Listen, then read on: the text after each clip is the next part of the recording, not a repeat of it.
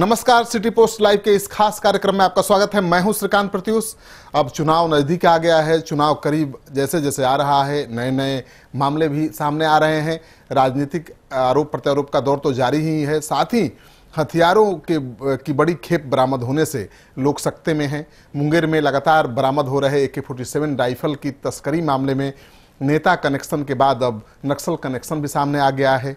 NIA के अनुसार मध्य प्रदेश के जबलपुर सेंट्रल ऑर्डिनेंस डिपो से AK-47 राइफल की तस्करी हथियारों के निर्माण के लिए कुख्यात मुंगेर में होती थी।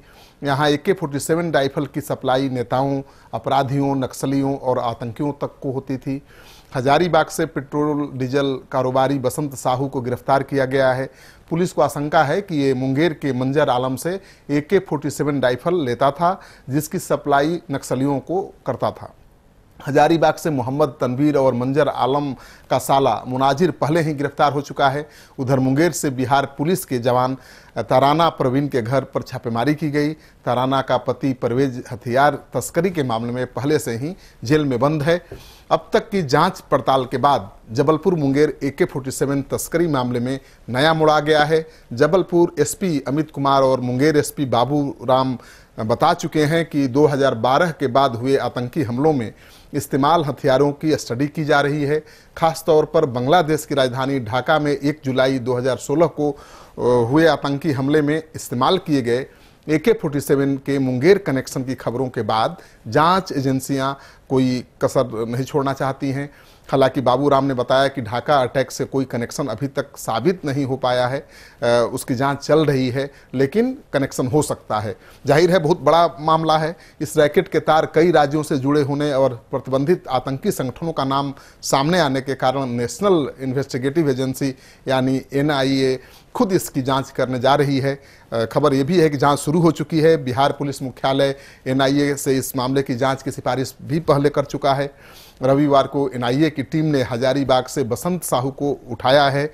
उसे कहां रखा गया है, इसकी जानकारी किसी को नहीं दी गई है। मीडिया से कोई भी इंफॉर्मेशन अभी तक NIA ने शेयर नहीं किया है। दिल्ली में खुफिया विभाग के सूत्रों के अनुसार NIA की टीम जल्द ही मुंगेर पहुंचने वाली है। पुलिसिया जांच से यह साफ हो चुका है कि मुंगेर का मंजर आलम नक्सलियों को AK-47 सप्लाई करने में अहम भूमिका निभाता था। वह अभी तक गिरफ्त में आया नहीं है। मंजर उर्फ मंजी पर जबलपुर COD से गायब 50 से 60 AK-47 राइफल झारखंड के कोल माफिया से लेकर नक्सलियों तक को सप्लाई करने का आरोप है। यह मुंगेर के मुफसिल थाना क्षेत्र के बरहद गांव का रहने वाला है, जहां की धरती लगातार AK-47 राइफल उगल रही है। कुआं में खोजो तो AK-47, जमीन खोदो तो AK-47, घर के आंगन की खुदाई करो तो AK-47। अब तक 20 AK-47 राइफल की बरामदगी हो चुकी है। यानी मुंगेर पुलिस ने AK-47 20 राइफल बरामद कर लिया है। बरहद के खेतों की खुदाई में इस खतरनाक राइफल के सैकड़ों स्पेयर पार्ट्स भी मिले हैं। जाहिर है कि और भी बड़े पैमाने पर AK-47 बनाने की तैयारी थी। सूत्रों के अनुसार मंजर आलम के हजारीबाग से नक्सलियों के कनेक्शन थे। AK-47 राइफल के सप्लाई का वो काम करता था। अपने रिश्तेदारों के माध्यम से अपने ब्लैक मनी को व्हाइट करवाता था। मुंगेर SP ने बताया है कि मंजी की गिरफ्तारी के लिए झारखंड से लेकर बिहार के कई जिलों में छापेमारी की जा रही है और जल्द ही उसकी गिरफ्तारी हो जाएगी। इस मामले में बिहार के मुंगेर से 7, झारखंड के हजारीबाग से 3, पश्चिम बंगाल के बागडोगरा से 1 और मध्य प्रदेश के जबलपुर से 3 लोगों की गिरफ्तारी हो चुकी है। जब 29 अगस्त को जमालपुर रेलवे स्टेशन के बाहर मोहम्मद इमरान को संदिग्ध अवस्था में 2 बाइक सवार जवानों ने पकड़ा था, तब किसी को इस बात का अंदाजा भी नहीं था कि ये मामला राष्ट्रीय सुरक्षा से जुड़ा हुआ हो सकता है, आतंकी संगठनों से जुड़ा हुआ हो सकता है। इमरान के सूटकेस से 3 AK-47 राइफल मिले थे और उसके बाद मामला परत दर परत खुलने लगा, उजागर होने लगा और AK-47 राइफल की खेप बरामद होने भी लगी। अब तक की जांच पड़ताल से पता चला है कि जबलपुर डिपो से 2012 से 2018 के बीच 100 से ज़्यादा AK-47 राइफल गायब किए गए हैं। वहां से रिटायर पुरुषोत्तम रजक और ऑर्डिनेंस डिपो के सिविल कर्मचारी सुरेश ठाकुर ने इस काम में अहम भूमिका निभाई है। पुरुषोत्तम अपनी पत्नी चंद्रावती के साथ AK-47 राइफल जमालपुर स्टेशन लाता था और यहाँ से मुंगेर सिंडिकेट उसे रिसीव करता था और यहाँ से नेताओं को, नक्सलियों को, आतंकियों को सप्लाई होता था। जबलपुर पुलिस पुरुषोत्तम, चंद्रावती और सुरेश को गिरफ्तार कर चुकी है। मुंगेर से इमरान की निशानदेही के बाद शमशेर के पास से 3 AK-47 मिला है। मामले की संवेदनशीलता तब सामने आई जब शमशेर के भाई और भारतीय सेना के जवान रियाजुल की भूमिका भी इसमें सामने आई और उसे बागडोगरा कैंप से गिरफ्तार किया गया। अब तक जांच में यह खुलासा हो चुका है कि सत्ताधारी दल के एक नेता ने भी AK-47 राइफल खरीदा है, लेकिन पुलिस ने उसके नाम का अभी तक कोई खुलासा नहीं किया है। इसको लेकर राजनीति भी तेज हो गई है। आरजेडी के नेता तेजस्वी यादव लगातार उस विधायक के नाम का खुलासा करने की मांग कर रहे हैं, लेकिन पुलिस इसे रूटीन राजनीतिक बयान मानकर चुप्पी साधे हुए है। लेकिन लोगों के जहन में तो ये सवाल आज भी कौंध रहा है कि पुलिस उस विधायक का नाम का खुलासा कब करेगी जिसने AK-47 राइफल खरीदा है। AK-47 राइफल विधायक ने खरीदा, उसका मकसद क्या था? आए दिन बिहार में जो भी हत्या की घटनाएं हो रही हैं, छोटी बड़ी जो भी घटनाएं, उसमें AK-47 का इस्तेमाल हो रहा है। पहले धनबाद में कोल माफिया AK-47 का ज़्यादा इस्तेमाल करते थे, लेकिन अब तो बिहार के छोटे छोटे आपराधिक गैंग भी इसका इस्तेमाल कर रहे हैं। जाहिर है कि बिहार में प्रचुर मात्रा में इसकी सप्लाई हो चुकी है।